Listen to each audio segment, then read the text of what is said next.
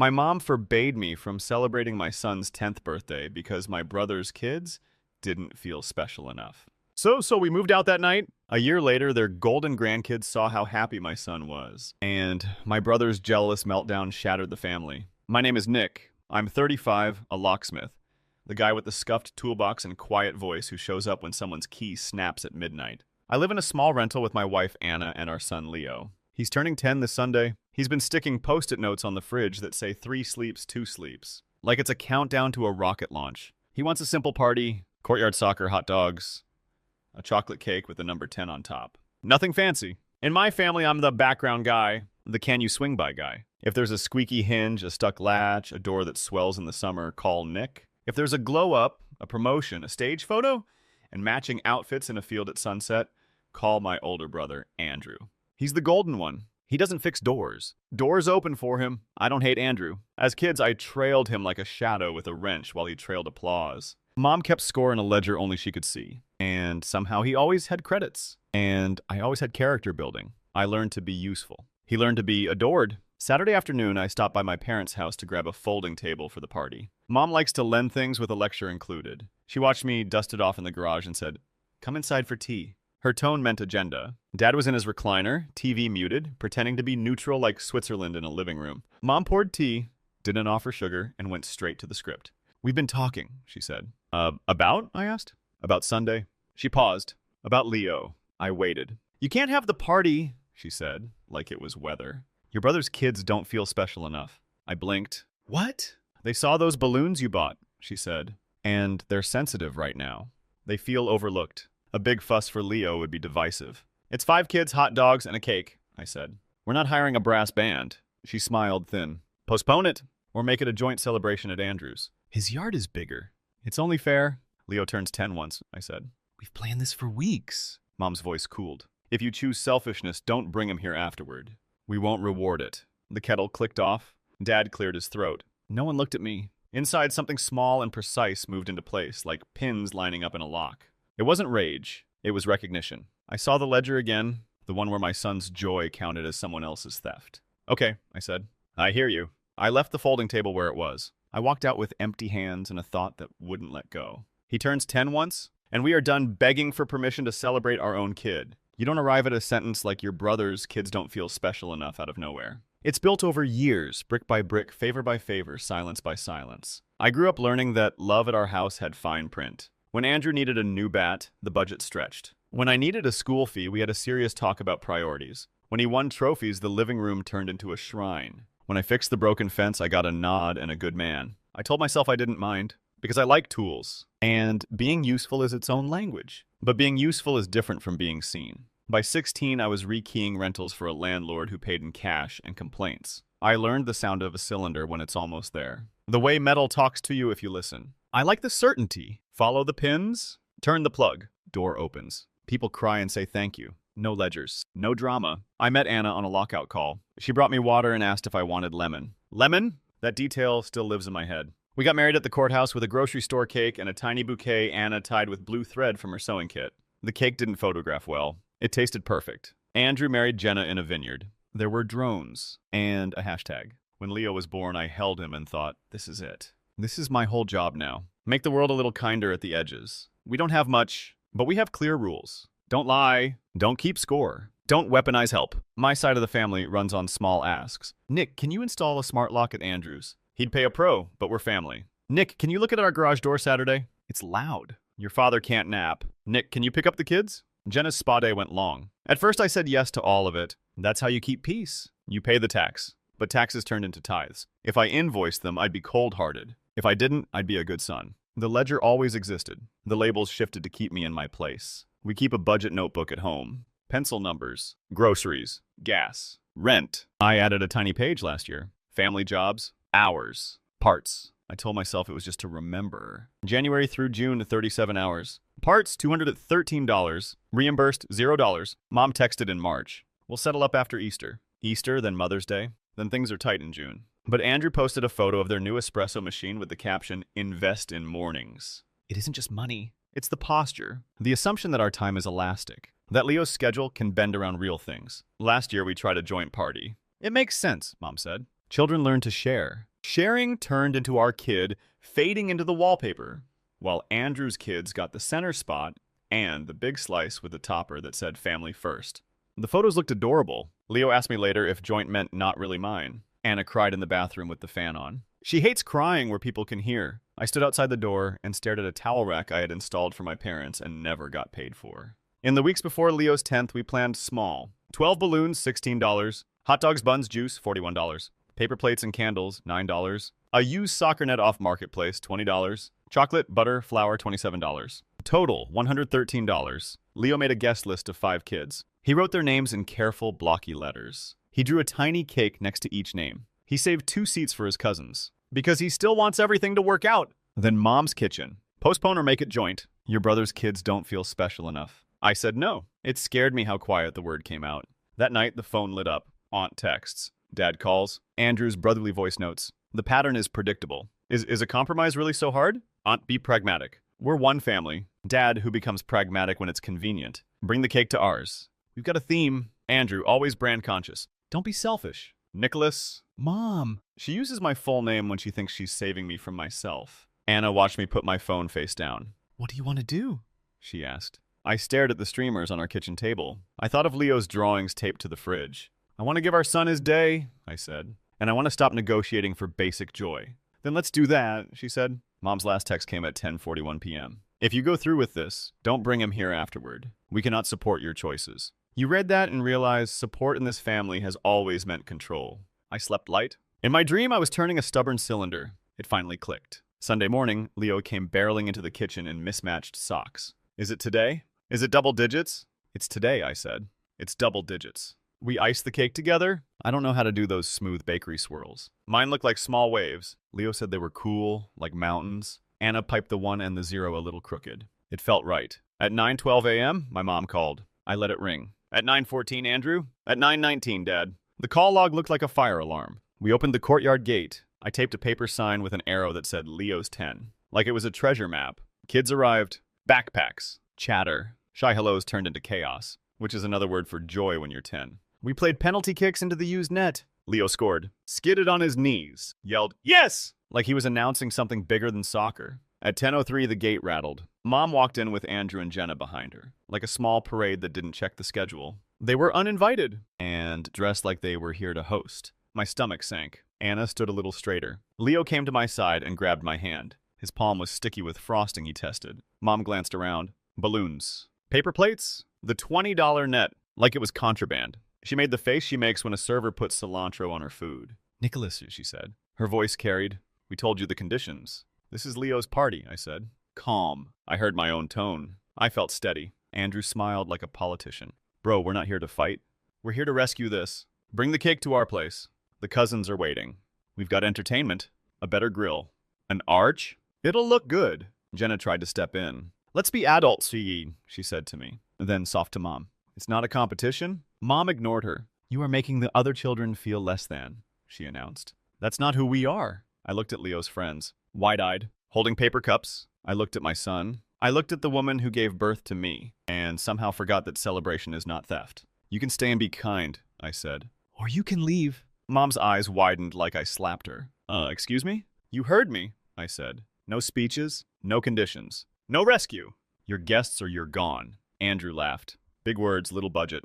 Something in me wanted to list every free hour I'd poured into his house. The security cameras, the rekeying after he lost a key, the Saturday mornings I gave up so his weekend could breathe. Instead, I did the simplest thing that felt like truth. Stop, I said. He blinked. What? Stop making my son's birthday about your kids, I said. Stop turning our life into your project. Stop walking into spaces you weren't invited to and acting like hosts. Mom switched to guilt mode. After everything we've done for you. You turned done for me into a bill, I said. Every time. I'm not paying it anymore. Andrew stepped closer, lowered his voice to make it scarier. Think very carefully about your next move. I have, I said. It's cake. I turned to the kids. Who wants to sing? The courtyard filled with the wobbly, loud chorus of 9 and 10-year-olds. Leo's face went shiny with happiness. He closed his eyes to make a wish. He opened them. He blew 10 small flames out at once. He cheered. They cheered. It felt like oxygen. Mom stood frozen, then snapped. If you leave like this, do not come back. We won't be treated like this. We won't be treated like that either, I said. No heat. Just a fact. Andrew tried one more flick of power. Text me when you come to your senses. I didn't promise anything. They left. We cut cake. The boys argued about the corner piece. Someone spilled juice. Someone yelled, "Goal again!" Life resumed. When the last guest left with a sticky goodie bag, and our courtyard looked like a confetti storm, Anna leaned against me. She whispered, "I'm proud of you." I exhaled for the first time all day. "I meant it," I said. "This isn't about revenge. This is about closure." We cleaned up, then looked around our place like it was a map. We finally understood. "Pack a bag," I said. "We need a night away from the noise." We stuffed clothes into a duffel, scooped legal papers into a file folder. Leo chose 2 Lego minifigs so they won't be lonely. We left the faucet drip we'd been ignoring. The coin jar on the counter. We locked the door from the outside. The lock clicked. It felt like a sentence ending in the right place. We checked into a budget motel off Route 8. The AC hummed like a steady friend. Leo fell asleep between us, smelling like sugar. Anna looked at me in the dim light. "Are we really doing this?" "Yeah," I said. "We are. We didn't go far." We went far enough to hear our own voices. 2 motel nights turned into a short-term sublet over a barber shop. The landlord handed me the keys. Deadbolt sticks. "You look like you know what you're doing." I fixed it in 5 minutes. I felt like maybe we'd be okay. We brought what we could carry. 2 duffels. A folding table. Leo's beanbag.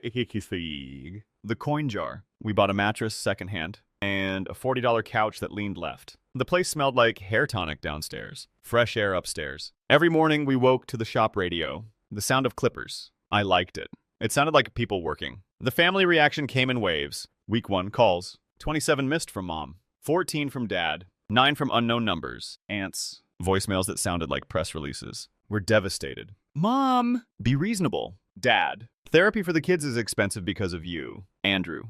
Classic. "Let's talk like adults." Mom again. After the anger cooled into manipulation, I saved every voicemail into a folder labeled weather. When I felt weak, I listened. I reminded myself what storm looks like. Week 2, the money squeeze. Mom texted, "We fronted a lot for you over the years. If you're going to choose this path, we need to settle up." She attached a list of loans. A grocery run from 2018. A pack of diapers from 2015. I screenshotted, added it to weather. I didn't respond. You can't audit love retroactively to make disobedience expensive. Week 3, the smear. Jenna posted a quotation about ingratitude over a beige aesthetic. 3 people liked it with heart emojis. An aunt texted, "Family forgives." Another aunt texted, "But you went too far." Both screenshots went to weather. I stopped checking Facebook. Our life shrank and got better. Mornings. Walk Leo to school down Maple. Passing Mr. Ortiz sweeping his deli sidewalk. He started keeping lemon lollipops for Leo. "Your boy's polite," he said. Evenings. Soccer in the park. A ball losing hexagons. Homework at the folding table. Pasta too many nights in a row. Laughter. I took extra lock jobs. Raised my rates by $10 because my work is worth it. I wrote it on the invoice without apologizing. Some clients blinked. Most paid. I also sent a new text to family when they tried the old quick favor script. Happy to help at my standard rate. $95 per hour plus parts. Weekend rate $115. Mom responded, LOL. Andrew responded with a screenshot of a Yelp listing. I replied, great, hire them. He didn't. In March, Dad called at 6:13 a.m. Garage won't close. Your mother's upset. I can come Friday at 2, I said. Rate's $95 plus parts. Silence. You're really doing this? He asked. I am. He hung up.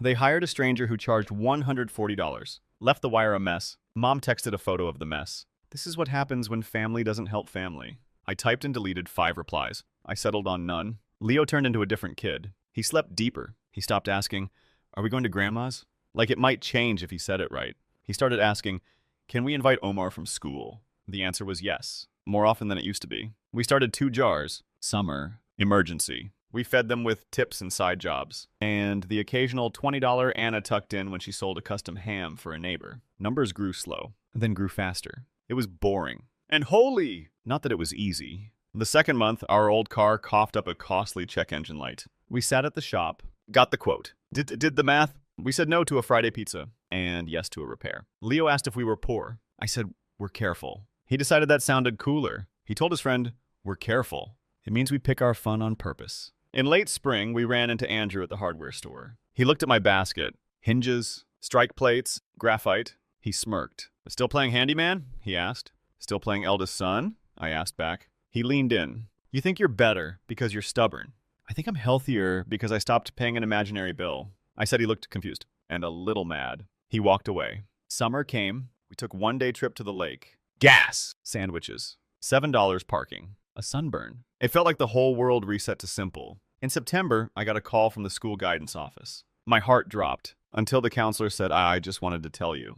Leo advocates for himself. He's kind. I sat on the barbershop stairs. I cried behind my hands. Not loud, just relief. We barely spoke to my parents. They sent 3 holiday invites, each with heavy subtext. We declined with 1 sentence each time. We're staying in Happy Holidays. They sent photos of centerpieces, matching pajamas. We baked cookies, ate them in pajamas we didn't match. Leo fell asleep on the left-leaning couch, chocolate on his cheek. A year rolled by like a careful cart. The week before Leo's 11th, he asked, "Can I invite my cousins again?" He said it with hope and caution, like a test of the emergency broadcast system. "You can," I said. "They might not come." He wrote their names anyway, right after Omar and Liam and Eva. He drew tiny soccer balls next to each party plan. Same courtyard, same net, repaired with fishing line, same cake. My waves got better. Plus a rented bubble machine from a guy I helped open his shop once at dawn. He gave me a discount. "You saved me that day," he said. "Community is weird. It's heavier where you lift it." At 2:05 on party day, Jenna arrived with the cousins. "No, Andrew." The kids looked nervous, and then saw the bubbles. Forgot to be strategic. They jumped into the foam like puppies. 5 minutes later, Mom slipped in holding a gift bag too big for what was inside. She scanned the scene like a judge. Tried to corral the cousins for a grandkid's photo. They wriggled away to chase bubbles. She looked unsure. Leo handed a paper cup to his cousin. "We have the corner piece of cake reserved for the birthday kid," he said. "You can have the other corner if you want." The cousin said, "Yeah, cool." They smiled. It could have been so simple all along. At 3:10, Andrew walked in. Late. Sunglasses. Loud. He took in the joy that wasn't centered on him. Made a face like he smelled a bad idea. "So this is what we're doing," he said. "Budget party chic." Inspiring. Jenna said his name with a warning note. Mom tried to smooth the air with a brittle laugh. People kept laughing at Bubbles. Joy is stubborn. Andrew stepped closer to me. "You happy?" he asked. "You broke Mom's heart for this?" "For our kid smile?" "Yeah," I said. He scoffed. "You think you're some hero because you bought off-brand juice." And said boundaries a lot. "Meanwhile, we've had to pay for therapy for the kids because you excluded them." He air-quoted like a teenager. "I almost asked for receipts, but I've learned better. You can't audit that ledger either." He leaned in, voice sharp. "You owe Mom an apology today." "In front of everyone." Kids turned their heads. Bubbles popped. The sun made everything too clear. I crouched to Leo. "You okay?" He nodded. "Brave?" I stood up. "Andrew," I said. You need to leave." He laughed. "Make me." I didn't raise my voice. "I have 71 voicemails and 94 texts saved from last year, where you and Mom threatened consequences. If you won't go, I'll call this in as a disturbance." "I'm not bluffing." Numbers matter to him. He flinched. Mom tried one last pivot. "Nicholas, don't do this in front of the children." "This is exactly where to do it," I said. "So they see what a boundary looks like." Without yelling, Jenna took Andrew's arm. "We're leaving," she said. Her tone said, "I'm done being your audience." He yanked free. Turned at the gate. Shouted, "You'll regret this." It sounded small against the noise of kids laughing at Bubbles. We went back to cake. Leo got his corner. His cousin got the other. Joy rebooted. That night, my phone lit up with messages. They ranged from the scripted, "Families have disagreements," to the obscene, "I put it face down. I washed the cake knife." I took my son into bed. He said, "Best party," and fell asleep like he trusted the floor not to move. If you've spent your life as the background guy, it feels wrong at first to take up space. You keep wanting to apologize for existing in the frame. I don't do that anymore. Our life isn't cinematic. It's checkout lane math, borrowed ladders, soup on Tuesdays. It's Anna hemming pants at the kitchen table. It's me coming home smelling like metal and graphite. Leo yelling unlock when I open the door. Me yelling relock back. Because we're dorks. It's jars on the fridge, labeled cleats, camping, car fund, filled by 1s and 5s. That add up to something true. My mother texts sometimes. Neutral holidays. A photo of chrysanthemums. A link to an article about forgiveness. I reply when I want. With full sentences. When I don't. She hasn't said I'm sorry. I stopped writing that line for her in my head. Andrew sent a paragraph in spring. "We should be brothers again. Family forgives. I could use help installing a camera system. Can you do Saturday?" I replied, "I'm booked." He wrote, "Always selfish." I didn't let that land. Words only land if you make room. People ask if I'm angry. I was. Now I'm clear. There's a difference. Here's what I know. And what I'm teaching my son. Joy isn't a pie you steal from when you give a slice to your kid. Help isn't help if it turns into a receipt every time you say no. Boundaries aren't revenge. They're doors that lock from the inside so your home can be quiet. Saying no without a paragraph is a skill. We don't do that as a complete sentence. This was never about winning. There's no scoreboard in healthy love. This was about closure. which is just another word for turning the key on a door that never protected you. And walking through the one that does, I'm still a locksmith. I still show up when people are stuck. I still listen for the tiny click that means it's time. I used to believe my job ended at the door. Now I know it also lives at our kitchen table, at a courtyard with a seesaw, with a lopsided cook, at a gate where I said, you need to leave, and meant it. I won't let anyone ration my kid's birthday to keep other kids feeling special enough. I won't do free labor to buy a seat at a table where we're never served. I won't pay emotional interest on loans I never took. I will keep my house simple, and my rules simpler. Be kind. Be honest. Be safe. This isn't about revenge, I told my brother. This is about closure. It still is. We lined up the pins. We turned. The door opened. We stepped through and stayed.